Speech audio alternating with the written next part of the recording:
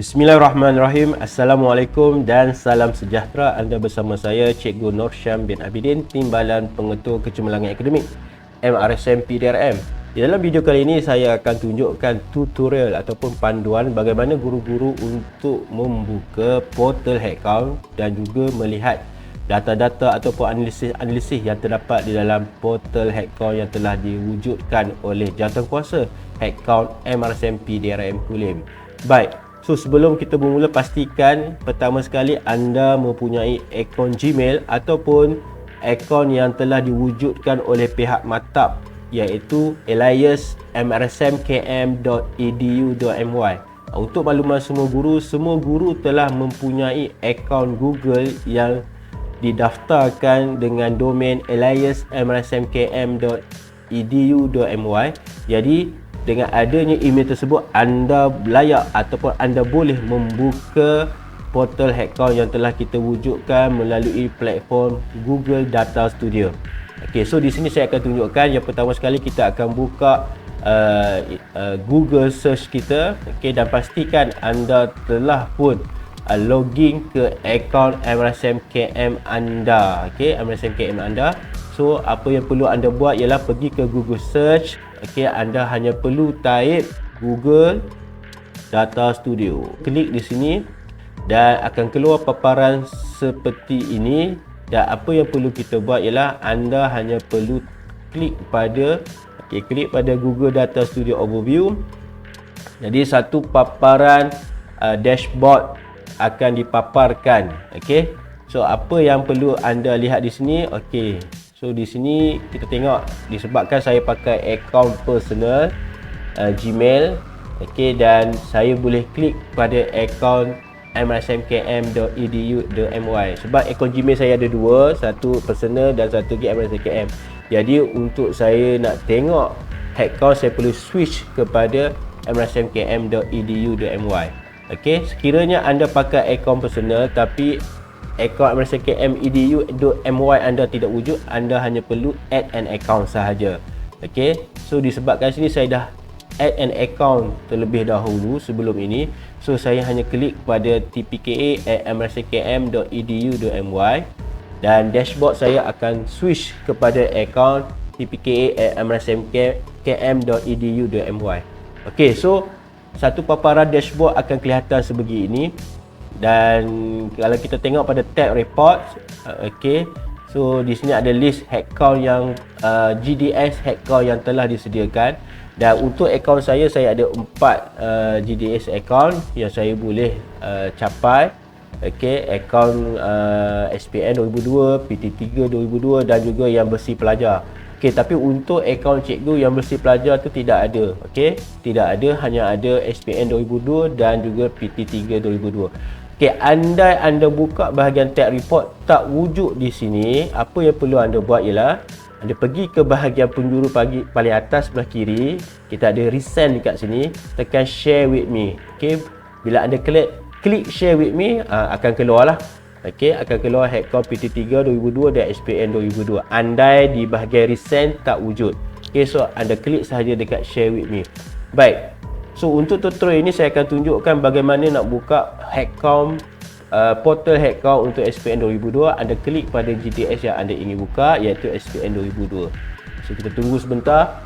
Jadi satu portal akan dikeluarkan. Okey, ini adalah portal headcount MRSM PDRM yang telah diwujudkan oleh jawatankuasa headcount. Okey, so ini adalah muka depan. Okey, kita boleh lihat muka depan yang penuh dengan maklumat tentang headcount. Dia ada cerita mengapa perlu headcount, definisi TOV tu apa, ETR tu apa, OTI tu apa, AR tu apa. Jadi kepada guru yang tidak tahu tentang headcount, bolehlah lihat pada definisi-definisi yang berada pada main page. Okey, saya tak nak detailkan tentang headcount sebab saya nak ceritakan bagaimana nak buka portal headcount dan nak lihat apakah data dan juga analisis yang disediakan di dalam portal ini. Okey, kalau tengok pada dekat sebelah kiri portal, kita ada menu yang telah disediakan di sini. Okey, so saya boleh tunjuk kat sini.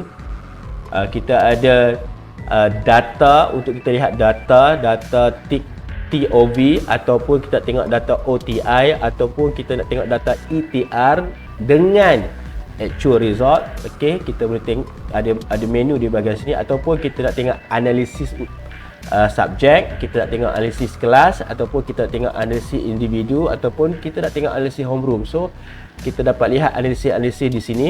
Dan juga kita mungkin nak tengok calon grade A yang disasarkan. Okey, berapa orang kita sasarkan grade A untuk tahun ni, untuk semua A ataupun untuk yang 8A. Okey, kita boleh lihat di sini.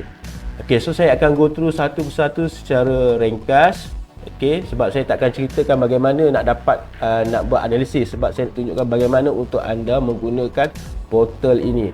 Okey, kita lihat dulu pada menu yang pertama, iaitu data TOV ataupun kita tengok data OTI ataupun data ETR dengan actual result. So apa yang perlu kita buat di sini, kita boleh klik mana-mana pilihan yang kita nak. Kita boleh tengok semua ahli kelas. Okey, saya klik dulu semua ahli kelas. Okey, kita boleh tengok data yang kita inginkan, iaitu di data TOV ataupun OTI, ETR dan AR untuk semua ahli kelas. So untuk lihat data ni, kita boleh pilih subjek yang kita ajar. Contohlah saya ajar matematik. Okey, kita pilih satu, kita tekan only saja kat ujung ni.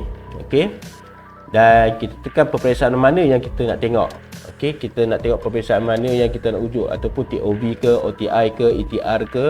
Okey, yang mana yang kita nak tengok. Okey, sebagai contoh saya nak tengok selaras 1. Okey, selaras 1 akan datang ni, saya nak tengok apakah GP yang ditargetkan untuk kelas saya. Okey, so tekan selaras 1 tekan 5. Okey, dan katalah saya mengajar kelas Arazi. Okey, klik only kat sini. So dia akan paparkan data Arazi saja.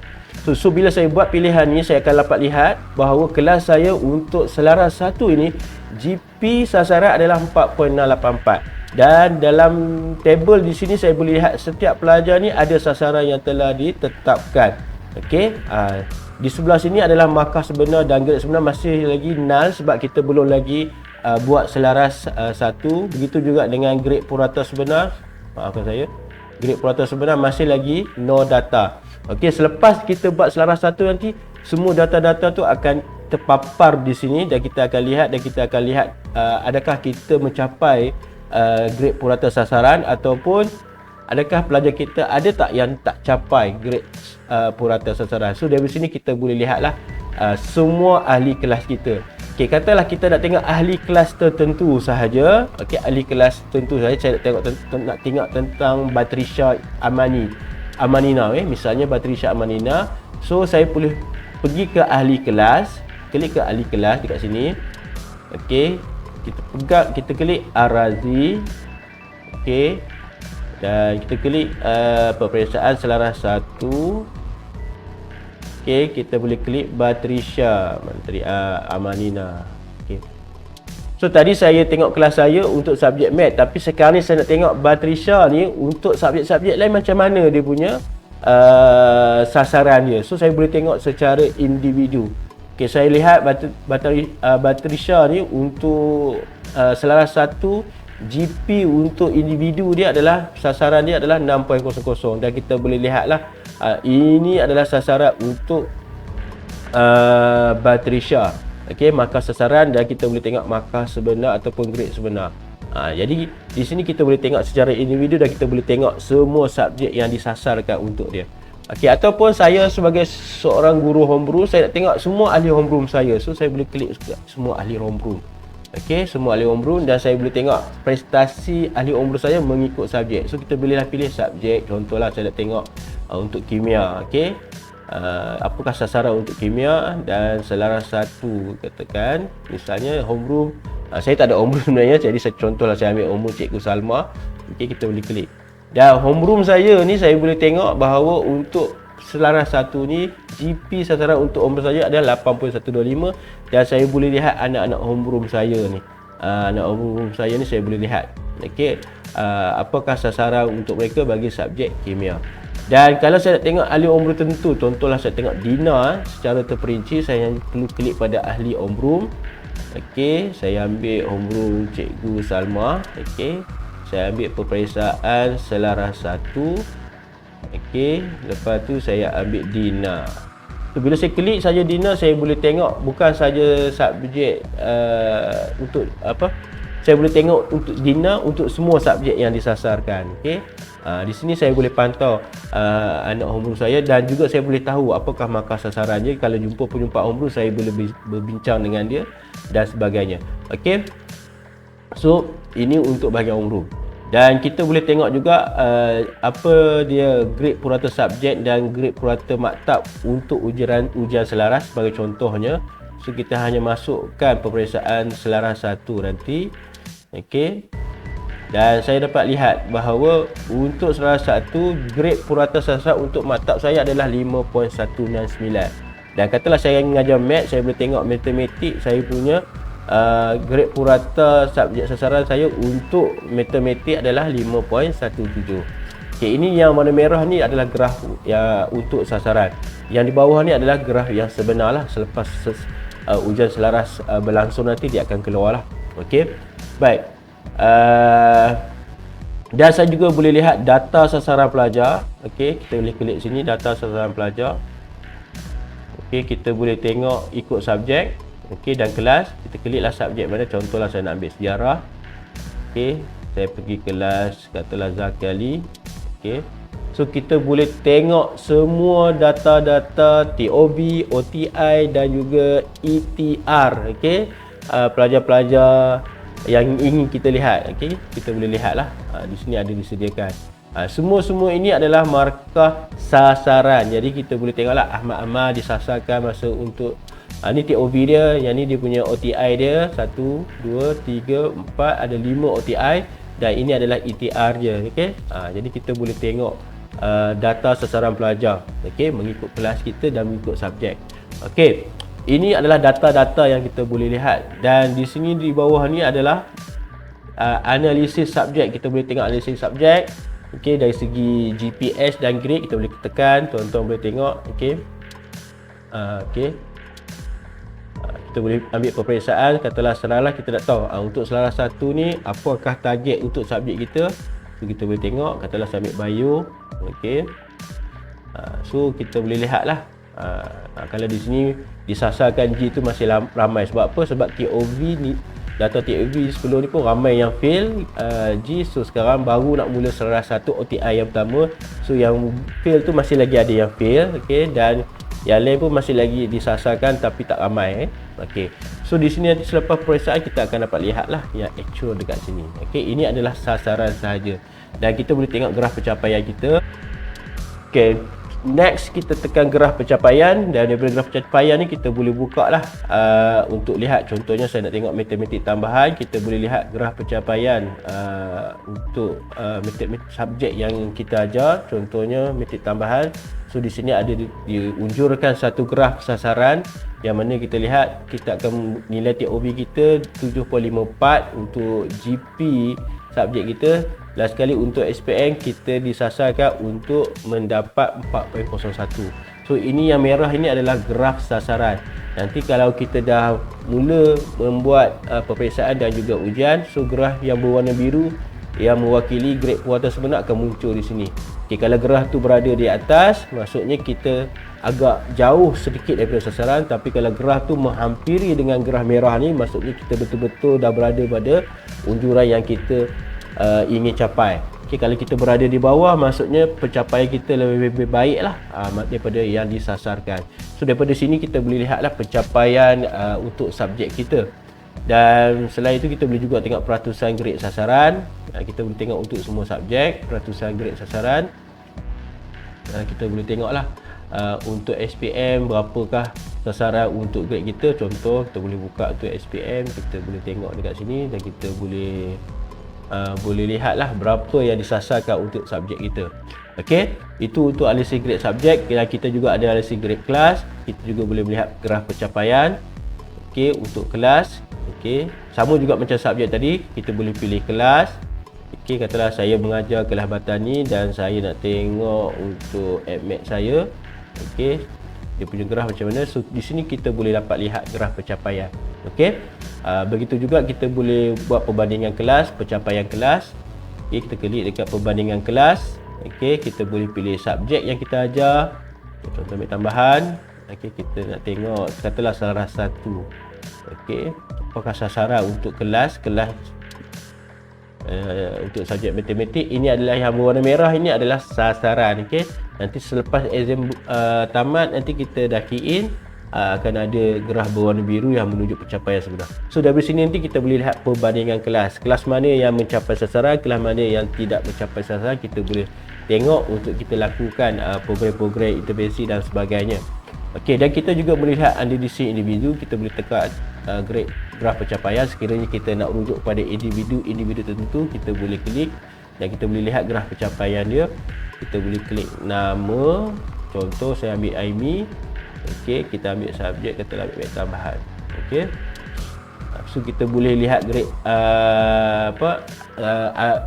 analisis individu berdasarkan graf pencapaian. Yang ni berdasarkan markah lah, markah. Sebagai contohnya, budak ni TOB dia 3, kita sasarkan dia untuk dapat 30 lah. Okey, so kita dapat lihat bagaimana graf dia akan naik. Ini untuk sasaran saja. So kita akan dapat pantau adakah dia mengikut graf yang kita dah unjurkan ataupun dia berada di bawah graf ni.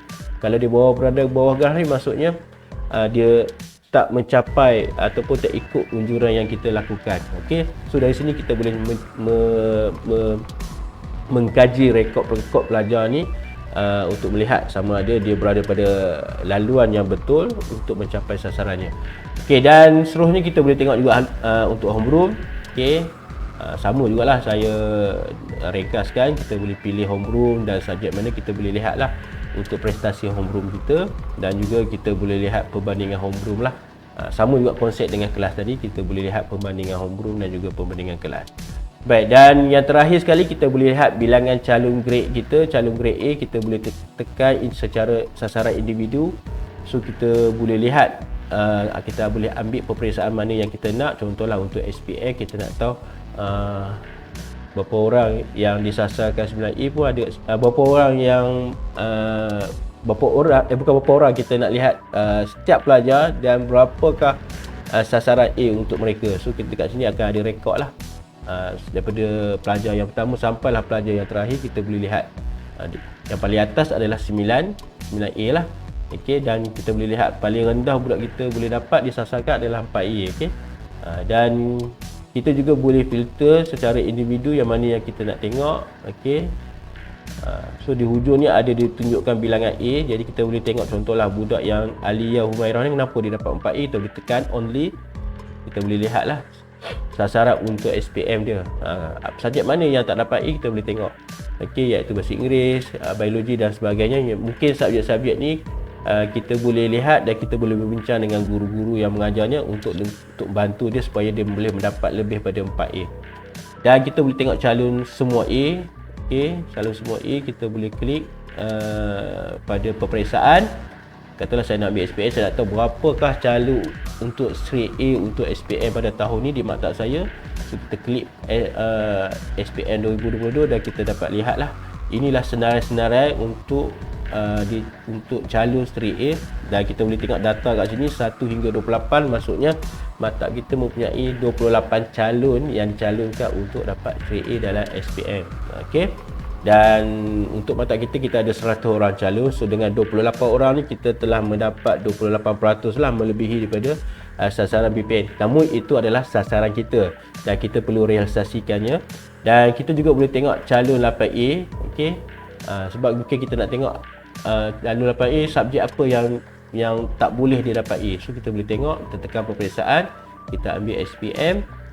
Okey, dan kita boleh tengok rupanya inilah berapa orang calon ni adalah yang tak boleh dapat 9A. Dia dapat 8A saja. So kita boleh tengok contoh, kita boleh tengok Muhammad Danish Haikal, subjek mana yang menyebabkan dia tak boleh dapat straight A. Kita boleh tengok rupanya matematik tambahan. Jadi kita tahu bahawa matematik tambahan ni adalah satu subjek yang memberi yang sukar untuk Muhammad Danish Haikal untuk dapat A, sebab cikgunya mampu unjur sampai B+ saja. Okey, sebab cikgu dia lebih kenal. Jadi mungkin kita sebagai guru kelas ke, guru homeroom ke, ataupun kita sebagai guru subjek, kita boleh bantu dia untuk pastikan dia untuk dia dapat sekurang-kurangnya A-. Jadi itu saja yang saya nak tunjukkan untuk portal headcount, supaya cikgu dapat tengok dan juga gunakan portal headcount ni, sebab banyak maklumat, data dan juga analisis yang kita boleh perolehi supaya membantu cikgu dalam merangka intervensi dan juga program bagi memastikan pelajar-pelajar kita ni dapat mencapai sasaran pada setiap OTI dan juga akhirnya mencapai sasaran ETR mereka. Itu yang kita inginkan, agar maktab kita dapat mencapai GP yang kita telah tetapkan dalam headcount. Jadi itu saja yang saya nak kongsikan kepada guru-guru di MRC-PDRM, dan saya rasa video ni mungkin akan ditonton oleh guru-guru di maktab lain. Jadi kepada guru-guru MRC-PDRM, sekiranya tidak sebarang pertanyaan boleh merujuk kepada saya ataupun kepada Cikgu Ida Syahrini, dan kepada maktab-maktab lain yang ingin mengetahui tentang headcount boleh menghubungi saya juga ataupun menghubungi Cikgu Ida Syahrini. Jadi itu saja yang ingin saya kongsikan di dalam video ini. Semoga apa yang disampaikan ini memberi manfaat. Semoga kita dapat mencapai kecemerlangan di dalam bidang akademik di maktab kita, insya-Allah. Assalamualaikum warahmatullahi wabarakatuh.